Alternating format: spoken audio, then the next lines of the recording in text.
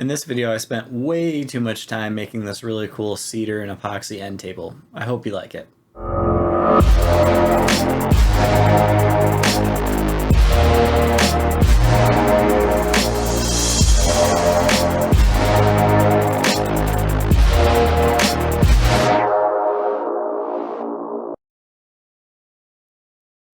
Alright, so jumping right in. I started with the top of the table so that I would know what dimensions to make the rest of the table, and I had some of these cedar cookies laying around that I wanted to use for the top.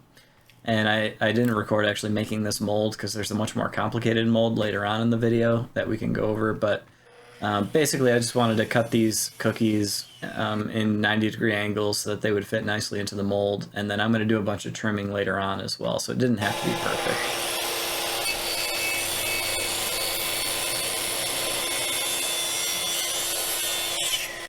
Quick note here, when you're doing a deep pour like this, make sure you actually purchase deep pour epoxy and not the tabletop stuff, because the countertop, tabletop epoxy is probably going to crack, or at the very least it's going to shrink and dry unevenly, so just make sure you get the deep pour stuff when you're doing this. With really porous wood like this, you really want to kind of fill the entire thing with epoxy, so I purposely did not seal the bottom before doing this pour, so some of that black did get through, but it actually looked pretty cool in the end, so no problem.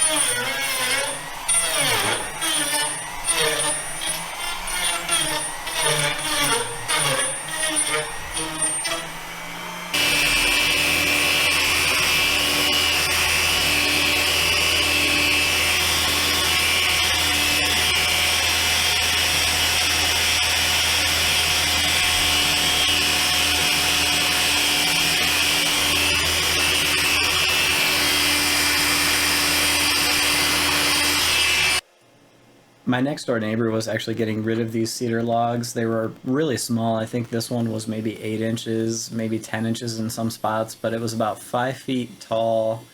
And I got a couple of them. Most of them were too small to get anything useful out of, but this one I was able to mill up with my chainsaw sawmill at about 1.5 to 2 inches thick. The goal all along for this was to actually build 2 or 3 end tables, so I really needed to make the materials stretch. So here what I'm doing is basically just trying to resaw some of the live edge slabs that I got into panels that I could encase in resin for the sides. And this is a very tedious process if you don't have a bandsaw that can just resaw it for you. So here I'm doing everything by hand, which is a pain. They do have kerfing planes that you can get that will do a lot of this for you and make it a lot easier, but I probably won't do a ton of this stuff, so it's not bad just to do my own manual kerfs. Basically, I just scribe it with this marking gauge, and then I go back with either a chisel, or sometimes I use the saw itself to do it. Usually a smaller hand saw first instead of the giant ripping saw. And then you just kind of kerf out where the blade is going to go, right down the middle of the board. And then when you're actually resawing the log in half, the blade will tend to stay in that kerf that you've already put in. So this is a way to kind of keep your cut nice and straight.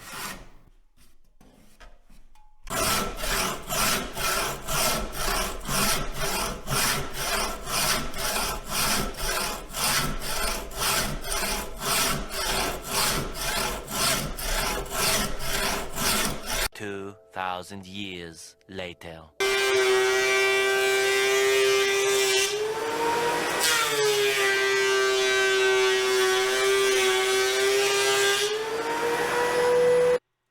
Okay, so for the side panels, I wanted to do one mold to get all 4 of the side panels at once for 2 reasons. One, I wanted to make sure I had good color match on the black, so if I did all the same epoxy in one pour, it would pretty much be guaranteed to have the same color.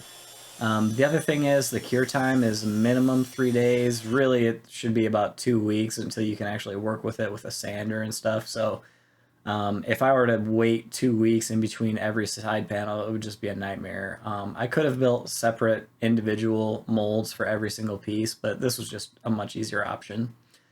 Typically, people would recommend doing something like melamine because it has that glossy coating to prevent wood sticking from it.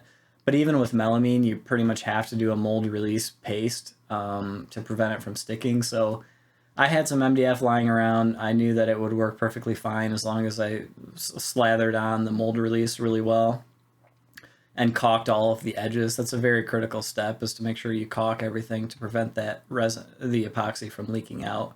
Once it starts leaking, it's really hard to stop and it can make a huge mess. I didn't want to get a huge mess all over my workshop or anything, so I even put tuck tape all over the bottom and the sides.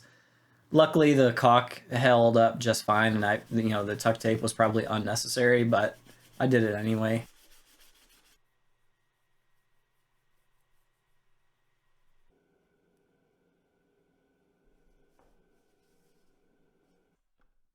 Wood will pretty much always float in an epoxy pour, so make sure you fasten it down to the mold somehow, either with a clamp or do what I'm doing here and just use brad nails.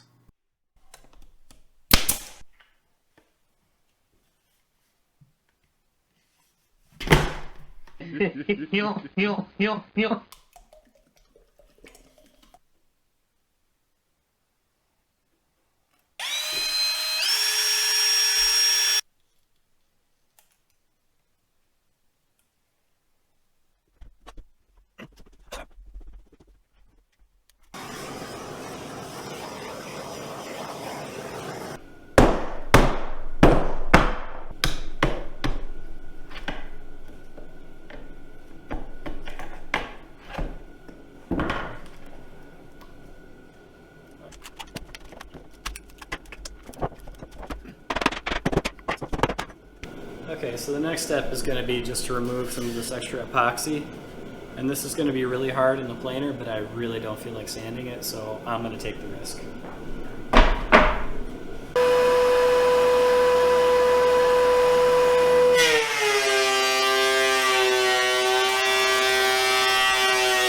Okay, so that kind of made a mess of my dust collection system, but I got that all cleaned out. I changed the direction of the blades and the planer. Just flipped those around so I would have nice, clean, sharp ones for wood. And those came out great. Now I'm just gonna cut out some legs out of this leftover stock that I've got. Do 1.5 inches because that's about all the material I can get out of it, and have 4, and we'll see how that goes.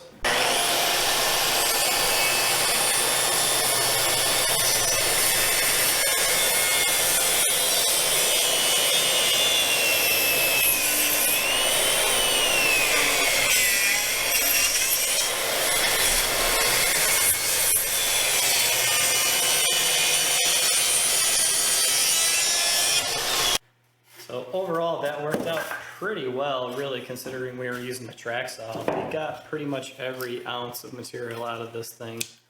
And you can see like how curved this grain is. The amount of tension that was in this board when I cut it was crazy. Actually, you can see all the burn marks and the saw stops. The saw actually got stuck a couple times, which is kind of unfortunate, but all in all, I think once we run these through the jointer, they'll be just fine. The only weak spot is right here. And we're gonna have to clean that out really good and fill it with resin just to make sure that we have a sturdy table leg. So I'm gonna joint the legs first, and then I think I'm gonna joint one edge of all of these front facing pieces that we just put through the planer. And then we can cut them all to size. And we can joint the tabletop. See all of these rough edges from going through the mold. There's little bits of caulk and stuff we want to clean off before we put it through the jointer, just to keep the blade sharp. And then we'll get on to the final assembly.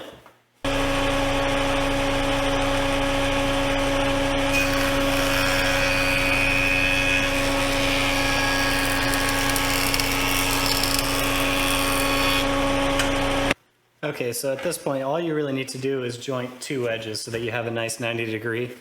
I've got this one jointed and I've got this one jointed. The rest of it we can do with the thickness planer, because we can use this surface as a reference for the planer on both edges.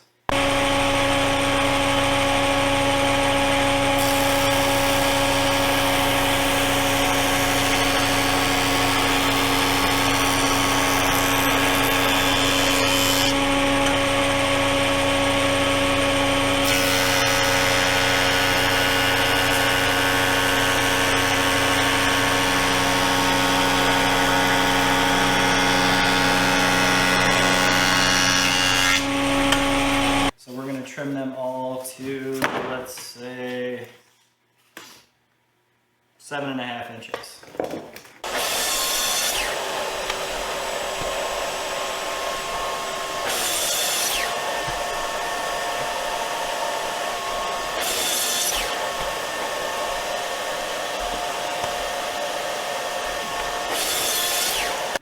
Yeah, I mean, honestly, even if I used the table saw, I don't think I would have gotten any better than that. Those are all perfectly flush. So, track saw works just fine if you don't want to cut your fingertips off.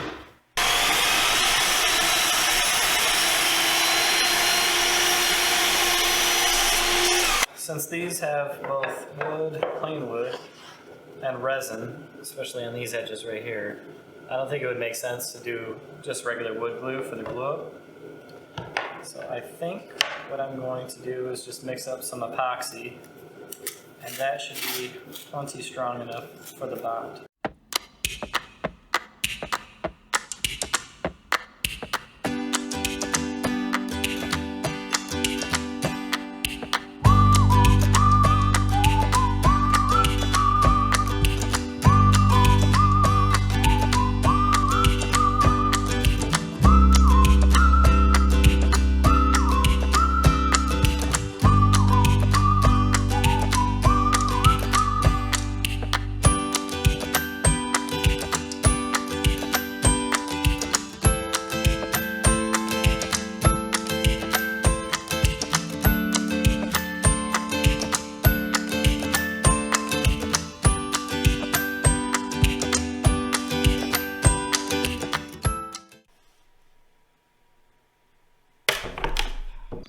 Oh, dang it, Bobby.